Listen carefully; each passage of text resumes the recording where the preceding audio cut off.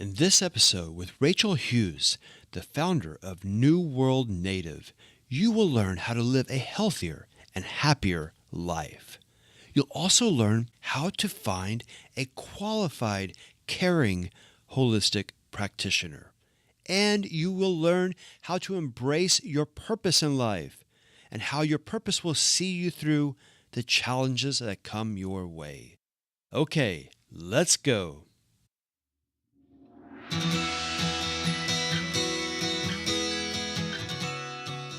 The Life I Deserve, sharing creative ideas, inspirational stories, and fresh perspectives that will empower you to live your life to the fullest.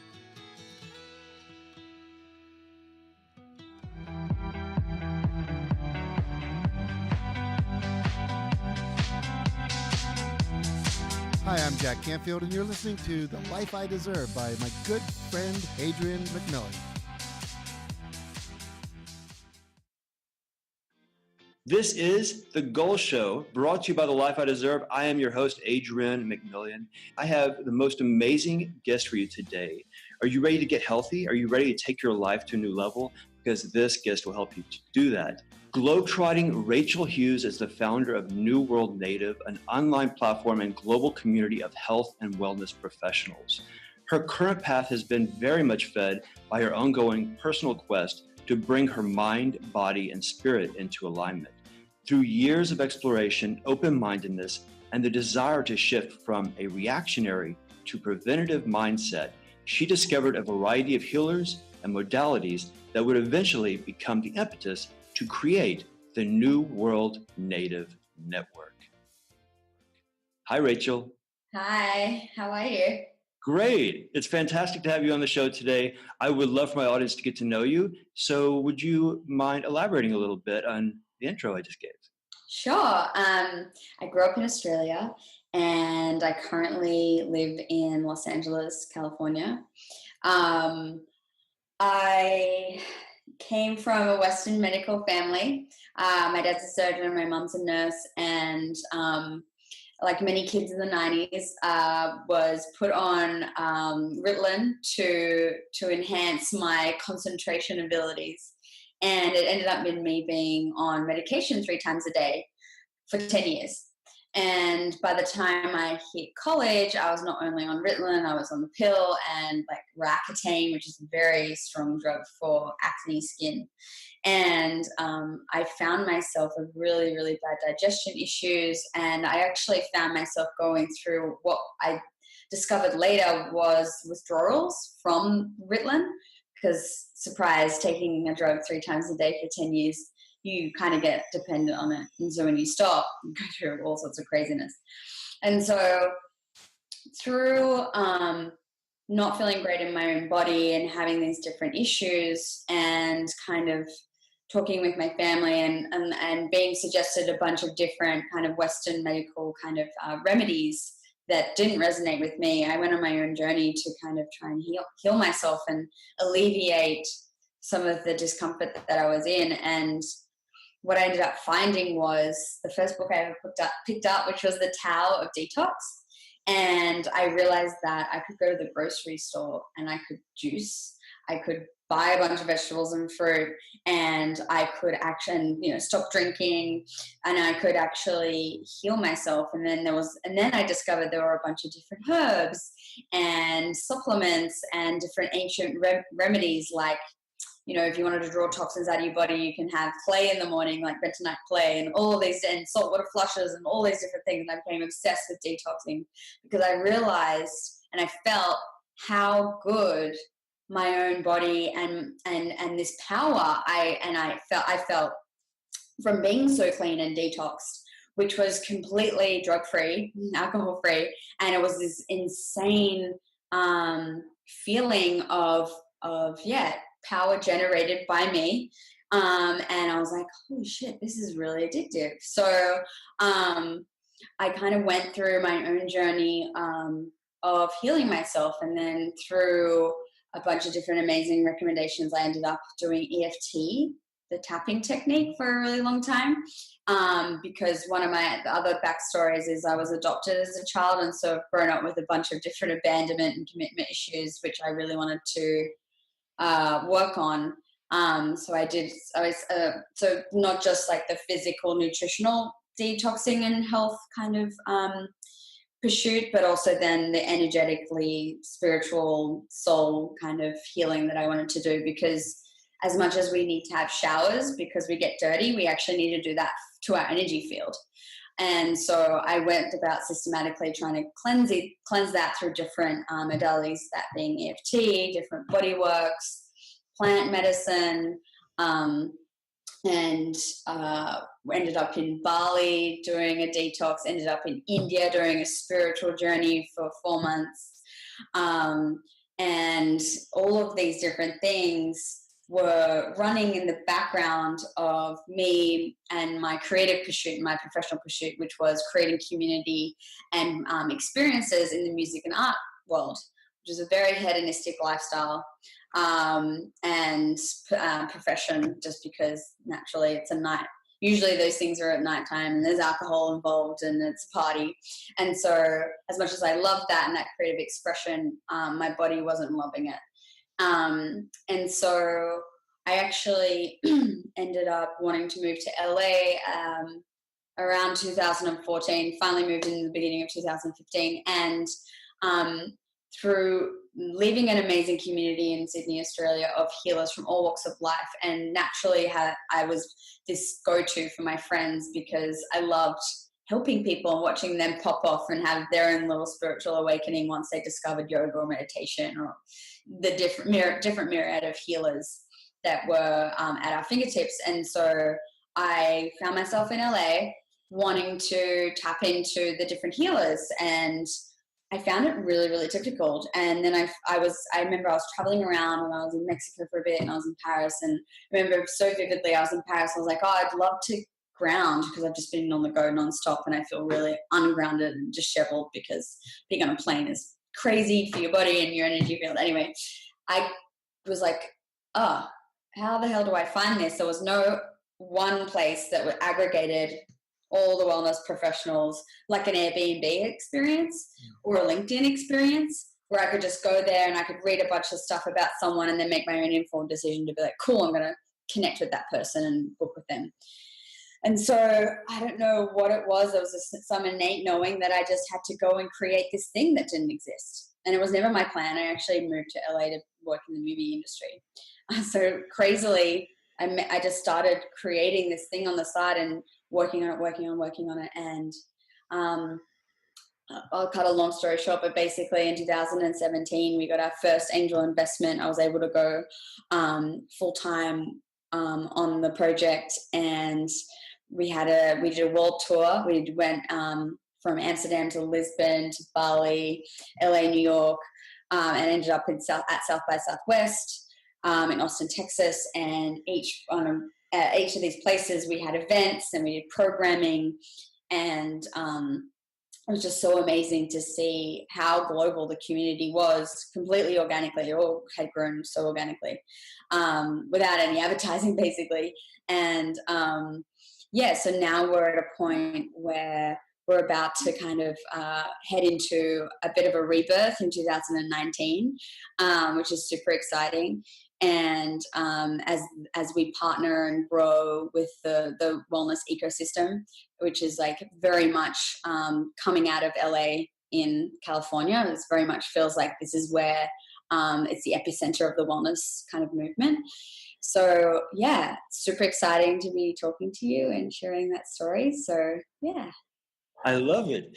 So I meet a lot of people and work with a lot of people who have heard about, holistic healing and different holistic practitioners.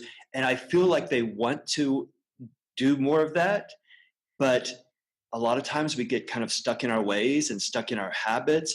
And I feel like a big part of making a change and looking more toward holistic solutions, a big part of that change is, I think, like the people we're around, because they're such a big influence in our lives. And you came from a family of Western medicine. So I'm just very interested to hear about how you found support for what you wanted to do. First of all, was your family supportive? And then how did you find support so you felt fueled to keep moving and keep going? I feel like our surroundings and the people we spend time with are a huge influence in our lives. Totally. Well, my family is supportive of me in a very general sense, in terms of like the specific topic of what I'm doing. There is a bit of like old world, new world type of clash there, if you will. And I remember very vividly back then when I was doing all of this stuff, I was very much looked upon as like the very fruity member of the family, just like, oh, she's at it again, doing something crazy. And you really have to, sometimes it's a very kind of like solo mission. You really have to tap into your innate knowing and your innate intuition, because at the end of the day, that's what you're tapping into. You're tapping into your innate ability to heal from within. And there's these different things and different communities and different modalities that can help spark or ignite that within you. So it's very much about completely remembering to tap back into you. And yes, there's a lot of noise, and yes, it's not the most mainstream, widely accepted kind of path still. It is a lot easier a conversation than it was 3 years ago, that's for sure. But and even earlier than that. But yeah, it's still a bit of a tough subject, because there isn't all the scientific research behind a lot of these different modalities, especially when it comes to energy medicine and stuff like that. So it's very much just tapping into you and what feels good for you. And there are so many communities out there now. It's incredible that these little niches and micro communities that are just waiting for you to find them. And that's a big part of what New World Native is trying to connect those little micro communities into the bigger, wider global network. But also another thing that you touched on is just, how do you stay true to yourself and that path of holistic health when you're not necessarily surrounded by the right people who are also on that path. One of the things that we've tried to build in New World Native to alleviate some of the question marks is a validation system, which each person in the community gets a ID check, a certification check, and then a really robust community validation check point, which ties into a really long-winded review system, so that not only are you having the traditional checkpoints and validation points, but you're also being validated and checked by the community itself. And so the community is taking a stand for each other, so that there's that community standard on a global scale. So I just think just stay true to yourself and just keep searching for that community, because there's so many of them out there now, and it's a much easier conversation and an easier thing to kind of find. Yeah, I love that you mentioned trusting your intuition, because I feel like with the world getting busier and busier and there's so many distractions that we sometimes forget to listen to that inner voice and pay attention to our inner guidance system. And then when we do get that kind of message or that sense to actually go in this direction or look into this way of healing that might really benefit me, a lot of times we just deny that voice and we talk ourselves out of it. And we try to use all this logic. Well, Western medicine would have discovered that and would have supported that and promoted that years ago if that was true, if that was the case. And it's just not the case all the times, because, well, there's a lot of money in Western medicine that actually promotes and actually prevents a lot of people from discovering all of the amazing benefits of holistic medicine. Well, totally. I mean, unfortunately, the pharmaceutical industry in its entirety is in the business of keeping you sick. It's not actually in the business of making you well. And it's just a testament. Like, you listen to any ad on TV, especially in America, because you're not actually allowed to advertise pharmaceutical drugs in most other countries. But in America, this crazy place, if you hear about what the drug does for you, and then you hear a laundry list of things, of side effects, from suicide to internal bleeding to insane side effects. And it's just like, how is this good for the human body? A lot of these things, they're stepping stones for you to then need the next drug, for then you need to, and it's just this like ecosystem of keeping you sick. And unfortunately, like you said, there's so much money behind a lot of the pharmaceutical drugs and some of the Western medical practices, because and therefore it's like obviously a very corrupt system. And if they were really looking at making people well, it would be this preventative mindset that I talk about. They'd be building, that we would be learning at school. We would be learning how to take care of ourselves from a body, mind, soul perspective. We'd be getting amazing food at school lunches, and there'd be access to, great farm to table kind of food. The fact that you go to hospital and if you're sick and you're getting fed burgers, like you look at the stuff that they feed people in hospitals, it's insane. Like a person who is trying to heal themselves doesn't need a burger. They need some, rich leafy greens, dense kind of food that's from the earth, that isn't processed. And it's insane. Like you don't need Jell-O and ice cream. You need, like a spinach smoothie or something with like something that can help you start to repair from the inside out, not drain you of more of what's left. It's insane. So I feel like I'm on a tangent, but oh my God, it's so frustrating, because I was a definite product of a one-size-fits-all system, which does not work.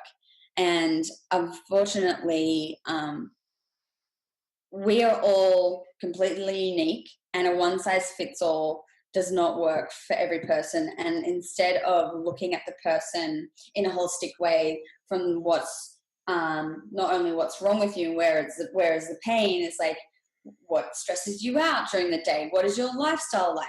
Are you near, like, what do you do for work? Like all of these different lifestyle things. And there's just a huge disconnect with the systems of, waiting for something to go wrong, and then you end up in surgery or having the drug.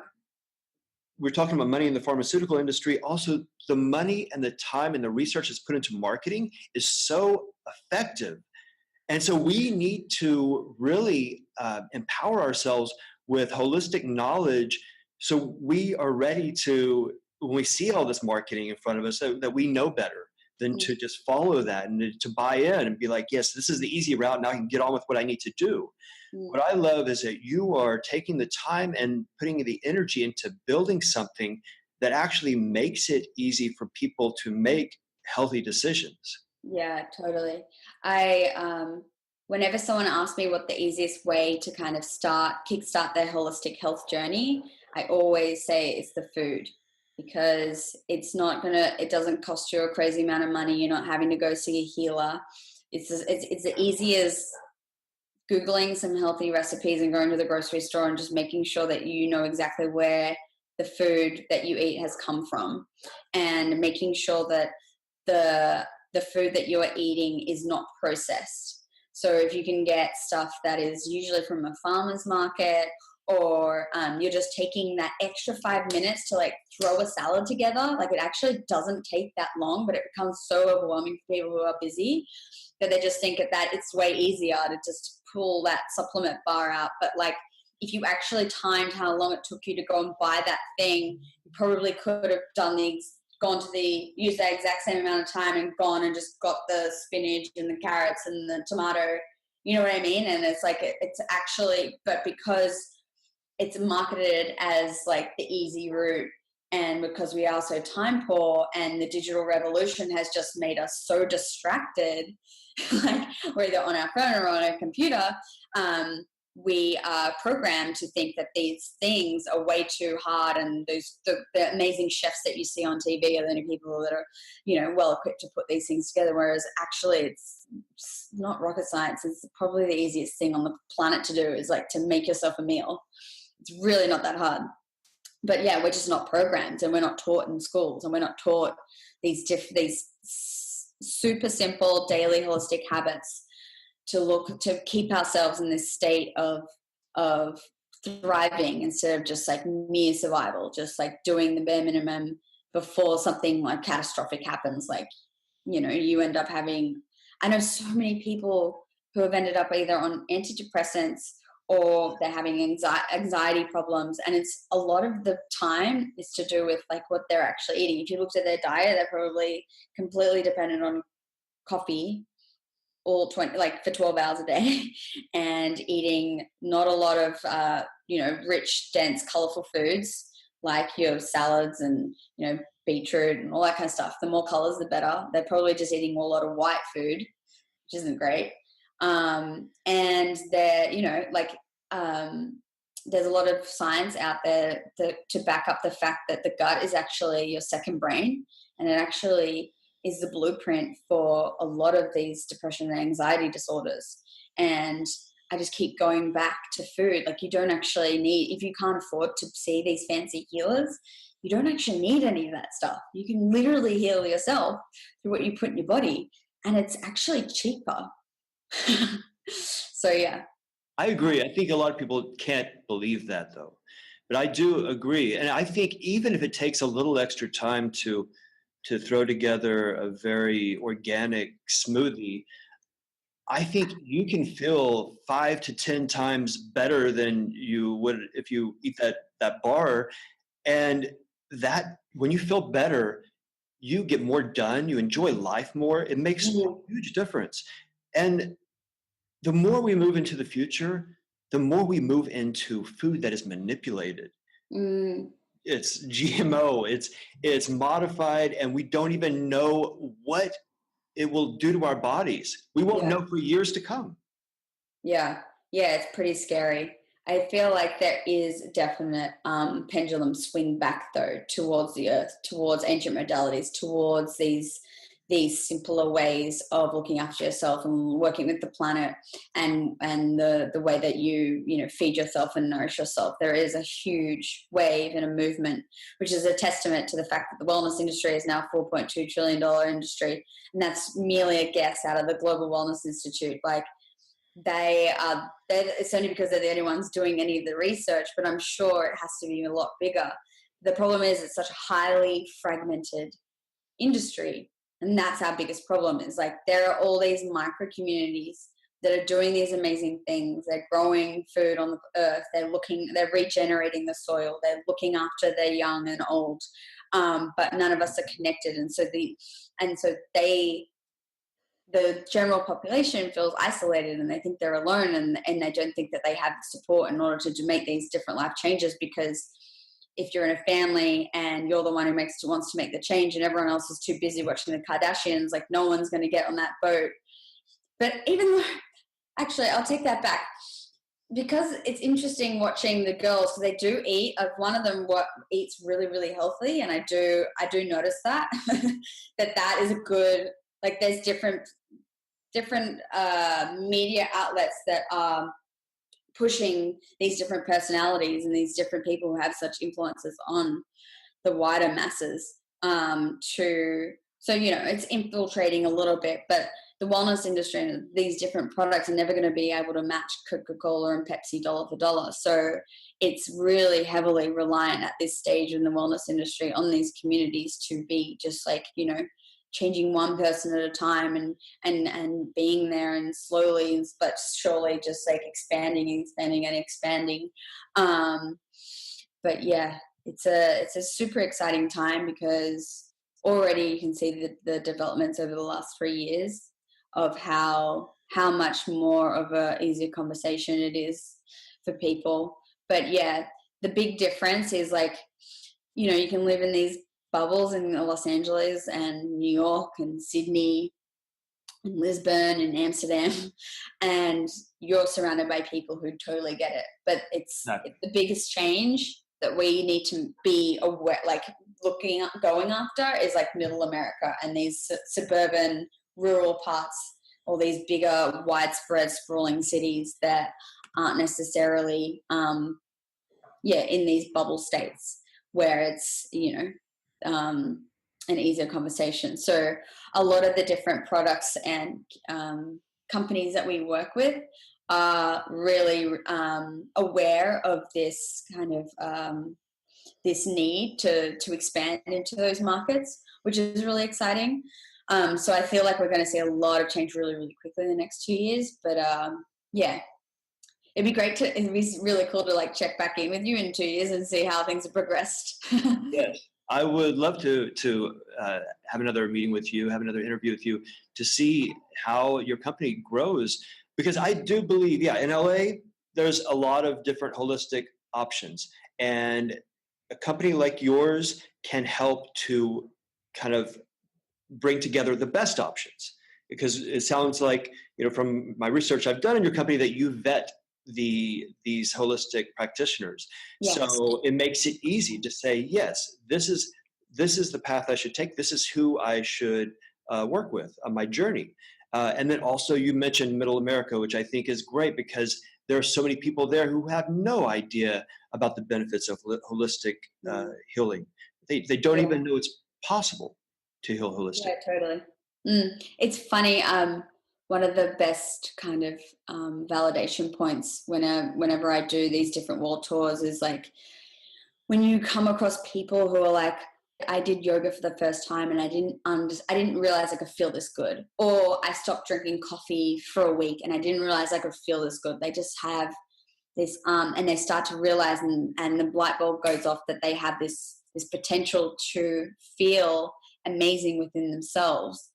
And it's as easy as cutting out these different things or like getting moving or, eating something that's, from the earth. And it's just like so cool to see that. And that's why I keep doing what I do because, I'm sure building a business is no walk in the park. And so you really need to be completely attached to within an inch of your life to the mission because, it's like, it's a really hard kind of mission, thing to run a business and start a business. But it's that's the thing that makes me get out of bed every day, to know that, if I'm changing at least one person's life every day and they're feeling better within themselves and they're probably going to tell a family member, then that's all we can do. And that's amazing work to be done.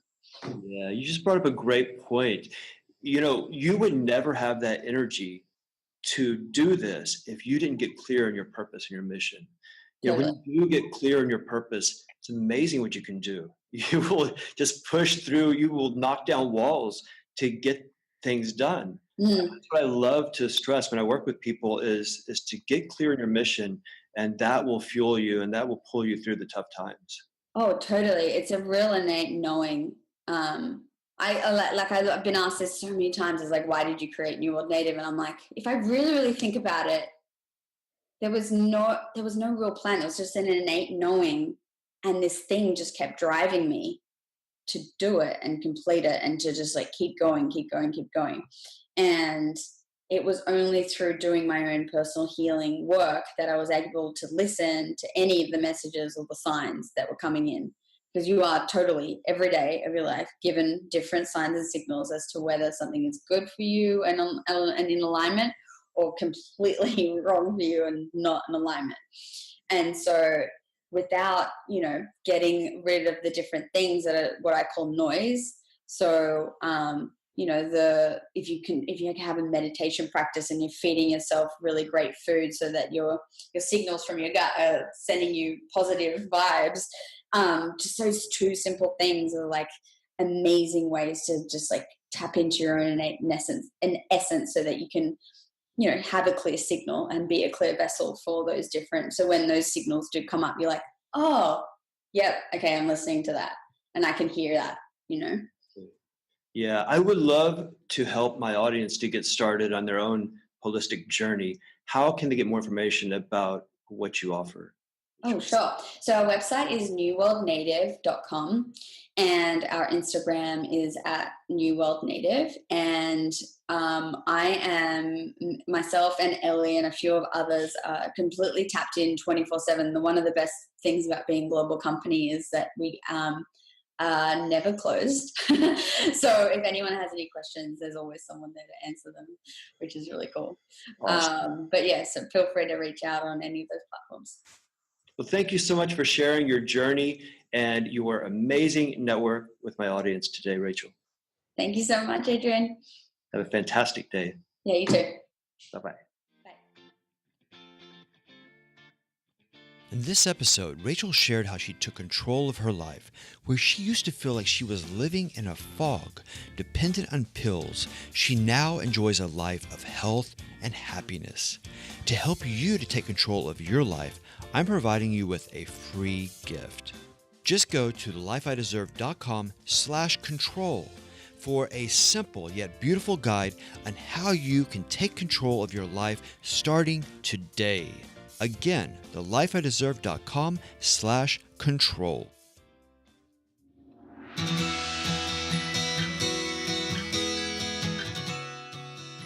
Thanks for listening.